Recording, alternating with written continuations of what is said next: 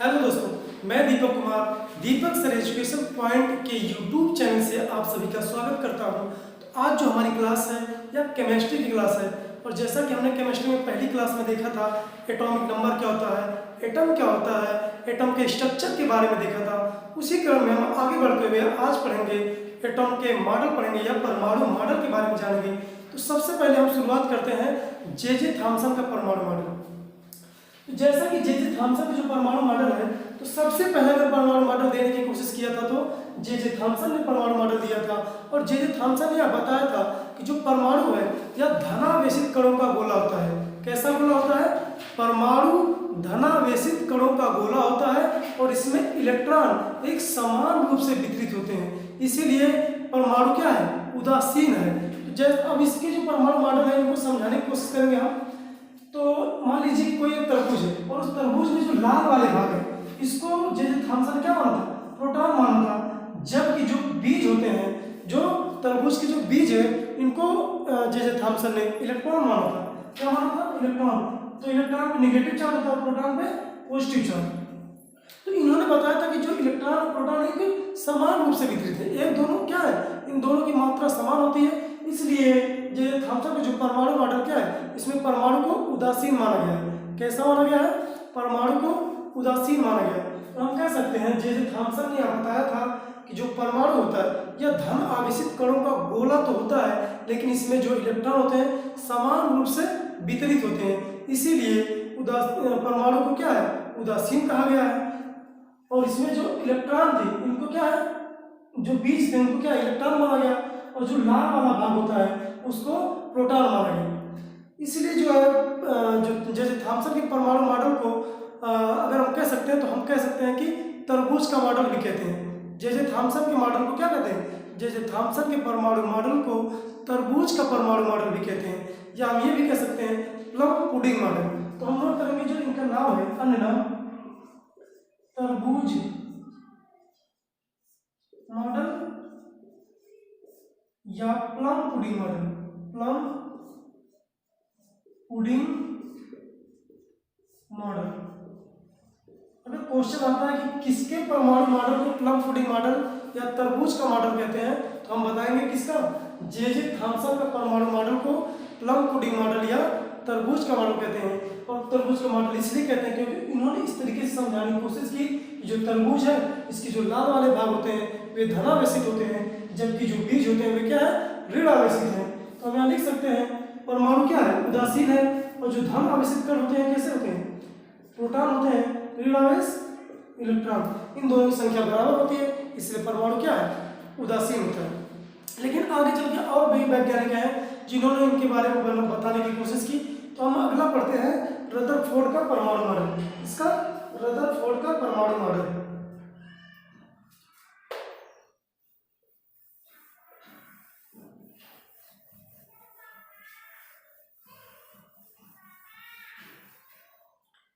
तो रदरफोर्ड का परमाणु मॉडल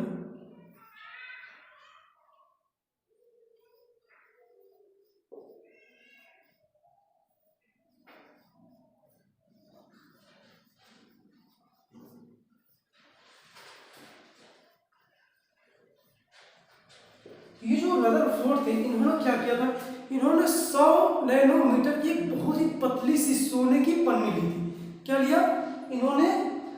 सोने की 100 नैनोमीटर की एक सोने की पतली सी पन्नी ली और उस पर क्या किया? अल्फा किरणों की बमबारी करवाई। बमबारी मतलब उस पर अटैक करवाया। तो इन्होंने क्या किया? एक सोने की क्या है? पतली सी पन्नी ली, पतली सी पन्नी ली और इस पे क्या किया? अल्फा किरणों की बमबारी करवाई। किसकी? अल्फा किरणों की। मान लेते हैं क्या है? ये अल्फा किरणें। यहां से इन्होंने क्या की? बमबारी करवाई। कुछ किरणें क्या थी? कुछ किरणें थी इस, और यहाँ की जो पन्नी थी इसके पिछले वाले भाग को क्या किया था इन्होंने? जिंक सल्फाइड से लेप किया था। जैसे मान लीजिए कोई पन्नी है, उस मान लीजिए ये वाला, मान लीजिए मेरा हाथ ही अगर है, इसको हम सोने की पन्नी मानते हैं, तो इस साइड वाले भाग को क्या किया था? बमबारी करवाता था और इस साइड वाले भाग पे क्या किया था? जिंक सल्फाइड की लेप करवा दिया था। तो जब इन्होंने देखा कि अल्फा किरणें जा रही हैं, क्या है? अल्फा किरणों की बमबारी करवाया, तो जो कुछ अल्फा किरणें थी ये क्या कर रही थी? सीधे सीधे कहाँ चली जाती, सीधे सीधे पार हो जाती, सीधे सीधे बाहर निकले। इससे इनको पता चला कि जो परमाणु है इसमें कुछ क्या है, खाली स्थान है। जब रदरफोर्ड ने अल्फा किरणों की बमबारी करवाई तो उन्होंने देखा कि कुछ किरणें सीधा पन्नी को पार कर जा रही थी। इससे आप पता चलता है कि परमाणु में क्या है, कुछ खाली स्थान है। क्या है, कुछ खाली स्थान है।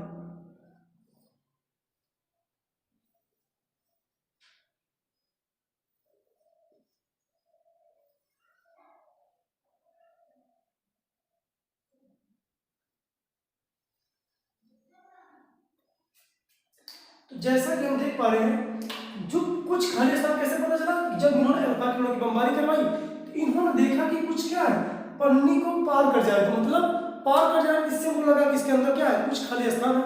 लेकिन और ये जो अल्फा किरणें थी क्या है, पॉजिटिव होती हैं। तो जब इन्होंने अल्फा किरणों की बमबारी करवाई तो इन सोने की पन्नी को पार कर जा रही थी। इससे इनको लगा कि इसके अंदर क्या है, कुछ खाली स्थान है।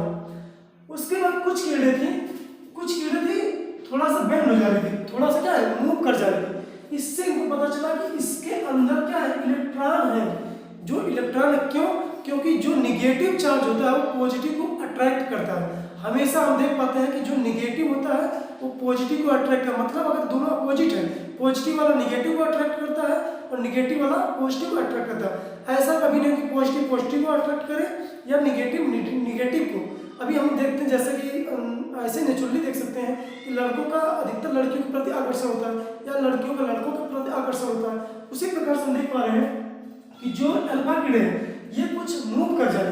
तो इससे इनको पता चला कि इसमें क्या है, कुछ इलेक्ट्रॉन भी है। क्या है, परमाणु में कुछ इलेक्ट्रॉन है। अगला इन्होंने देख पाया, अगला परीक्षण किया गया, इसमें देखा गया कि कुछ किरणें जो थी जो सेंटर में जाती थी, जो किरणें क्या है, सेंटर में जाती थी, किरणें क्या सेंटर में जाती थी, वो पुनः वापस उसी मार्ग में वापस आ जा रही थी, पुनः उसी मार्ग से वापस आ जा रही थी। इससे रदरफोर्ड को यह पता चला कि इसके जो नाभिक में, इसके जो परमाणु के मध्य में सेंटर में क्या है, नाभिक है, जो कैसा है, धन आवेशित है। तो नाभिक की अगर खोज करने की बात आती है तो नाभिक की खोज किसने की, तो हम बताएंगे क्या, रदरफोर्ड ने की।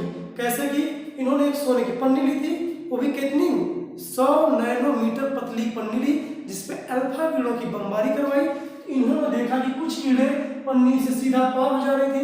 इसलिए इनको पता चला कि परमाणु में कुछ खाली स्थान होता है। कुछ किरणें जो कि मूव कर जा रही थी, टेढ़ी हो जा रही थी, इससे इनको पता चला कि इसमें क्या है, इलेक्ट्रॉन भी है। और कुछ किरणें ऐसी थी जो सेंटर में जाती थी और पुनः उसी मार्ग में वापस आ जाती थी।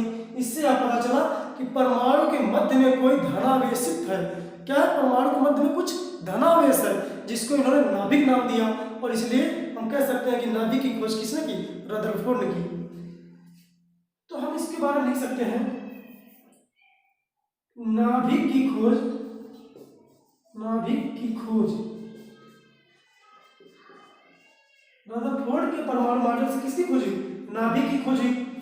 और इसमें जो कुछ खाली स्थान, कुछ खाली स्थान है, इलेक्ट्रॉन भी है, इलेक्ट्रॉन भी है, जो क्या है, नाभिक के चारों ओर घूम रहे हैं। इलेक्ट्रॉन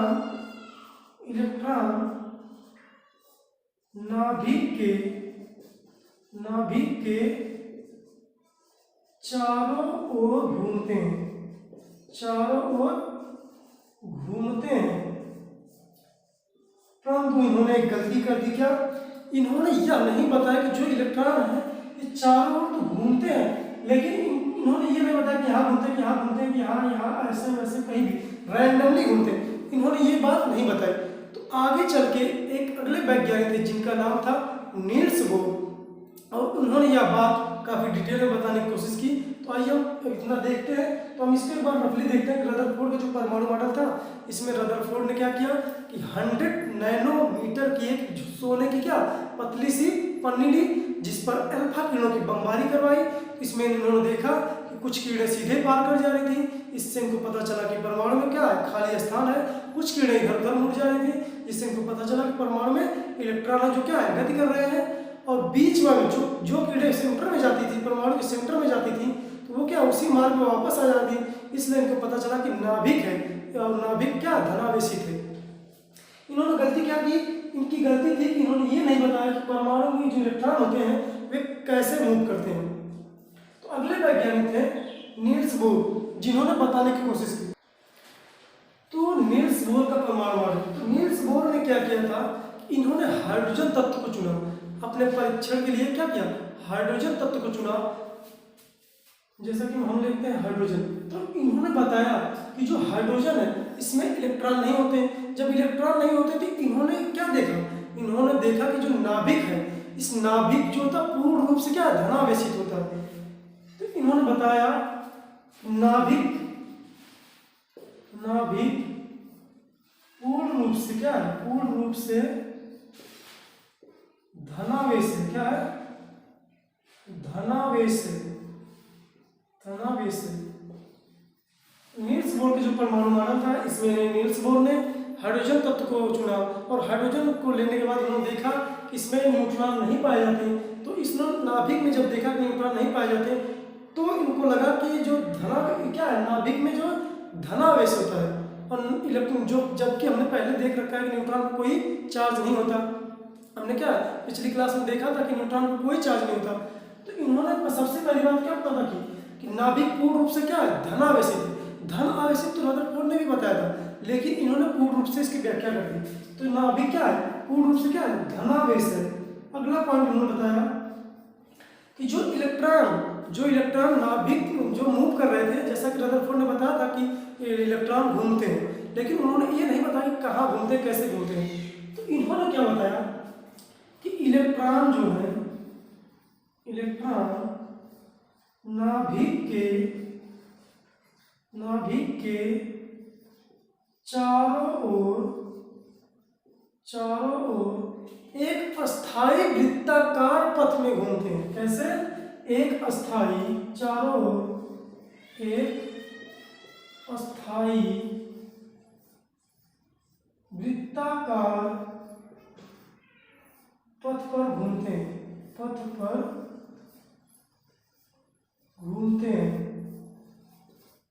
कैसे घूमते हैं, जो इलेक्ट्रॉन होते हैं नाभिक के चारों ओर एक अस्थायी वृत्ताकार पथ पर घूमते हैं। अगला पॉइंट इसमें हम याद कर सकते हैं, ये जो अस्थायी वृत्ताकार पथ होते हैं इनको क्या कहते हैं, अस्थायी वृत्ताकार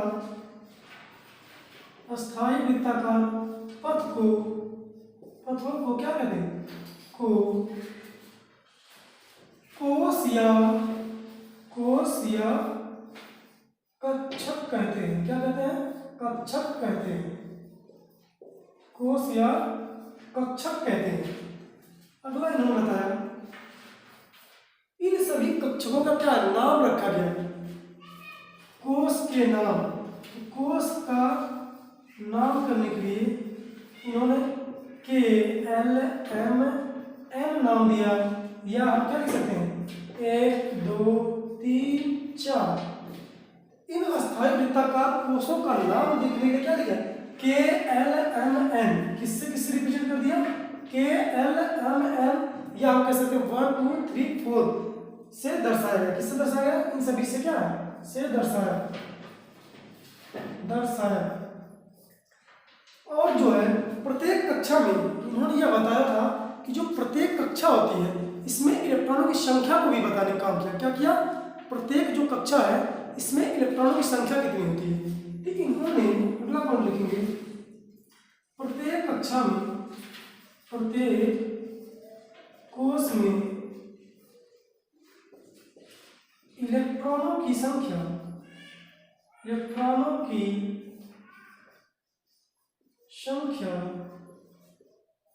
निकालने के लिए फार्मूला दिया। कैसा, 2n²। कैसा फार्मूला दिया, 2n²। यह क्या है, इलेक्ट्रॉनों की संख्या हम निकाल सकते हैं 2n², जहां n बराबर कोष। क्या होता है, कोष, पहला कोष कि दूसरा कोष कि तीसरा कोष कि चौथा कोष। तो हम इससे जैसा कि निकाल पाते हैं, जैसा कि अगर पहले कोष में देखें तो हमारा फार्मूला क्या है 2n²। अगर हम पहले कोष में देखें कक्षक की संख्या मान लीजिए, कक्षक लिख देते हैं कौन सा, KLMN।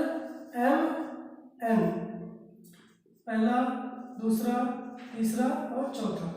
तो हम देख पाते हैं कि इलेक्ट्रॉनों की संख्या कितनी है। इलेक्ट्रॉन की संख्या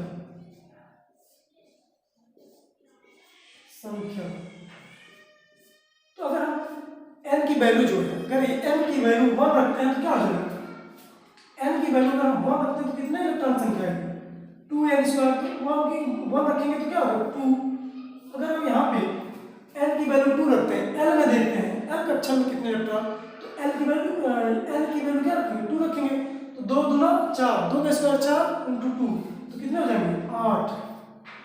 अगला हम m कोष में अगर देखें, m कोष में तो 3 है इसका मान, और 3 अगर n की वैल्यू क्या 3 रखें, 3 त्रिका 9, क्योंकि 3 का स्क्वायर 3 त्रिका 9, 9 दूनी 18, तो m कोष में कितने हैं? 18 हो जाएंगे।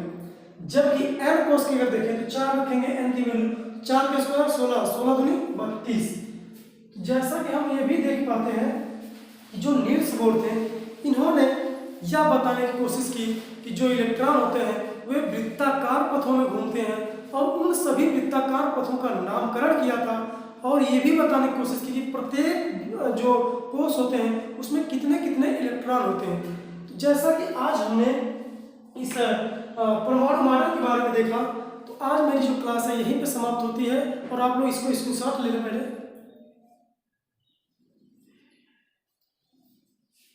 इसमें एक पॉइंट और मैं बता सकता हूँ कि जो ये इलेक्ट्रॉन होते हैं, ये जो इलेक्ट्रॉन है ये केवल उन्हीं कक्षा में घूमते हैं, इसमें केवल उन्हीं कक्षा में घूमते हैं जिनका क्या है? कोणीय वेग या एंगुलर वेलोसिटी जो होती है, एंगुलर वेलोसिटी जो होती है m पाई, m h अपान कितना? 2 पाई, m h अपान 2 पाई हो। इसको हम लिख सकते हैं एंगुलर वेलोसिटी या mvr, ये फार्मूला होता है। तो अगर हमें पूछा जाए कि जो इलेक्ट्रॉन होते हैं किस कक्षा में घूमते हैं, तो हम उसको निकालने की कोशिश करेंगे। ये केवल उन्हीं कक्षाओं में चक्कर लगाते हैं जिनका क्या है? एंगुलर वेलोसिटी क्या होती है? nh 2 पाई, जहाँ पे h जो होता है प्लैंक कांस्टेंट होता है। क्या होता है? h प्लैंक कांस्टेंट होता है। n जो होता है n जो है कोष की संख्या होती है। किसकी? कोष की या कक्षक की संख्या। m जो होता है मास हो जाएगा, इलेक्ट्रॉन का मास हो जाएगा, v वेलोसिटी हो जाएगी, r जो है उस कक्षक की क्या है? रेडियस होता है। तो हमने आज इतना पढ़ा परमाणु मॉडल, जे थॉम्सन का परमाणु मॉडल, रदरफोर्ड का परमाणु मॉडल और नील्स बोर का परमाणु मॉडल। तो आज हमारी जो क्लास है यहीं पे समाप्त होती है। अगर आप लोगों को समझ में आ रहा हो तो मेरे चैनल को लाइक और सब्सक्राइब कर दें, और कुछ कमेंट करें ताकि मुझे पता चले कि आप लोगों को मेरा जो पढ़ाया है समझ में आ रहा है या नहीं। और मेरे चैनल को लाइक और सब्सक्राइब इसलिए करें ताकि मेरा और भी उत्साह बढ़े, और मैं आपके सामने ऐसे ही कुछ वीडियो लाता रहूं। और आप लोग इसको पहले स्क्रीनशॉट ले लेंगे। तो आज की क्लास में यहीं तक पढ़ाता हूँ, और आज के लिए धन्यवाद।